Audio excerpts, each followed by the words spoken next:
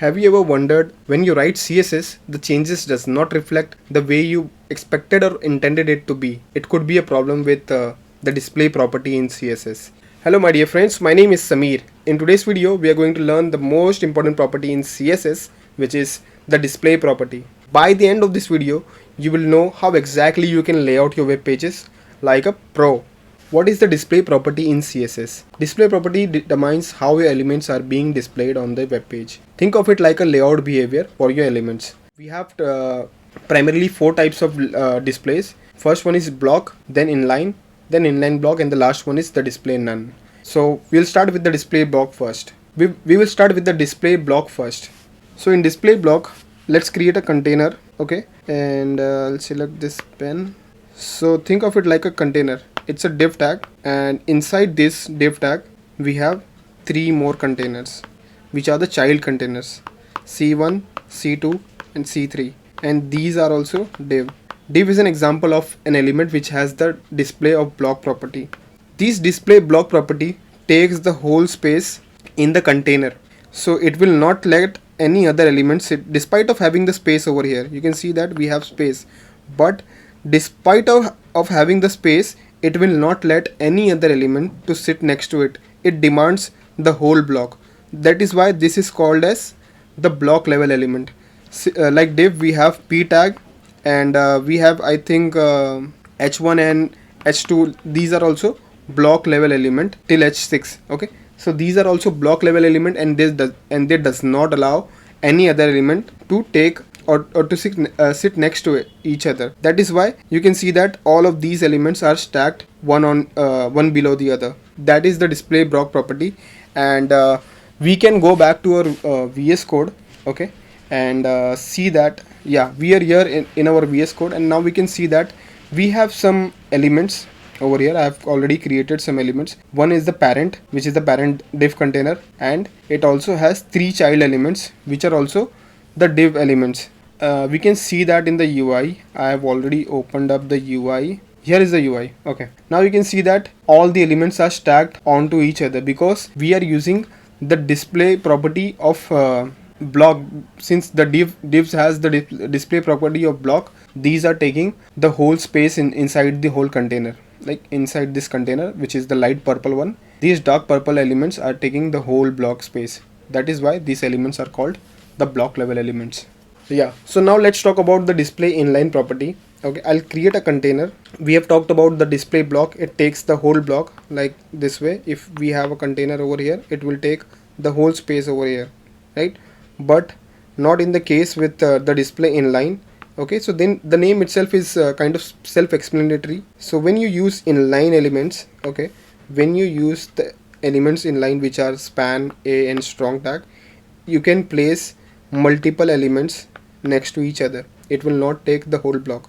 So that is why it is called as inline. You can place multiple elements until the space allows, right? If you are using more elements, then it will wrap itself to the below level, right? So here there is one more thing to notice about this display inline. It does not affect height and width. Height and width are ignored by these elements. Okay, when you try to apply height and width to these elements, it will simply not reflect in the UI. Okay, so that is the main thing to notice about these elements. And what we can do is we can go back to our VS Code, and we'll see the we'll code and we'll see the examples right away, right?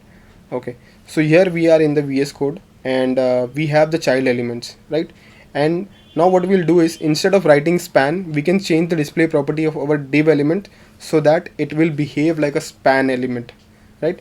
Since it will have the inline, we will change the display property to inline, and by default the div has the display property of block. So once we do that, it will behave like the elements which are inline. So display inline, and as soon as I save it, now you can see the difference. Now you can see that we have like these elements are not stacked on top of each other anymore, and they are placed in line next to each other, right? So that is the difference between the display block and display inline block. And here you can see that, you can notice that the element, the background color, it is being this element is taking space of the content only, and you cannot apply height and width. You can see it over here. I've already given height and width to the child element. Okay, you can see the class of child, and inside this class I have already given some height and width, and it is not reflecting. Okay, so that are some points to notice about, or to keep in mind about the display inline property. So now let's talk about the display inline block elements. Inline block elements are very similar to the inline elements. The just the difference is that it allows you to pass the height and width for each element. Okay, now we can see that this is a version of the inline element. It does not take height and width.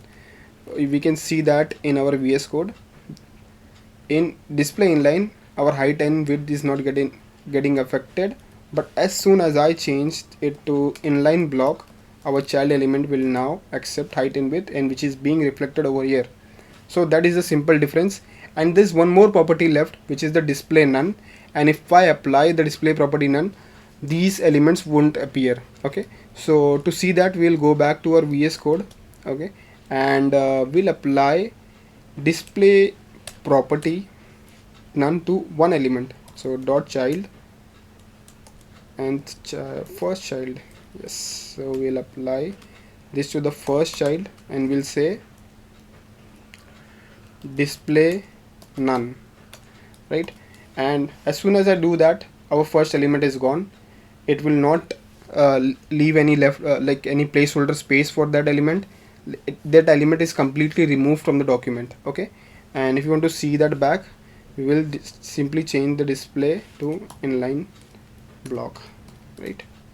And if you say just for the sake of recap, we can see that our inline element is not taking space, because for the first child I have set the display of inline, and this inline is height and width is getting this thing ignored by the display inline property.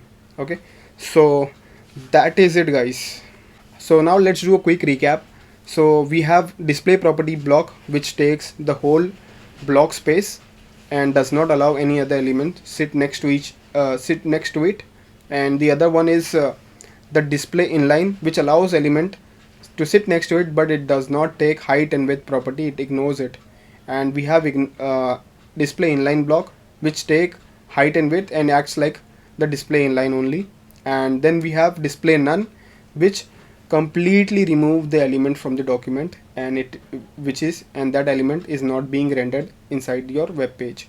Okay, and there are more display property like flex and grid. We can talk about these property in my upcoming videos about flexbox.